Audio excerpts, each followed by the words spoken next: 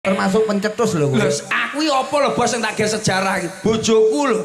Ning omah, sejarah, Bos. Lho, bojomu kok iso sejarah kuwi sejarah wong wedok gelem isu wong lanang ora sejarah le. Sik iki ketoke kowe curhat kowe. Kuwi pembelajaran.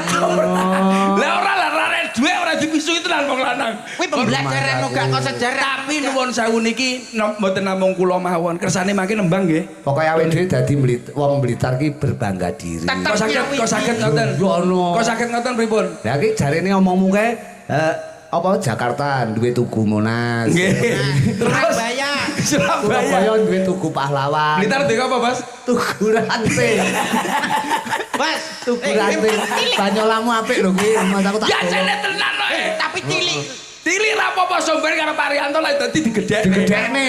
Nah perlu kebek dalan kuwi nggo somben. Kalih anu usul bakul mie ayame kon ngundakno regane. Lah nyang apa kaya? Ya ben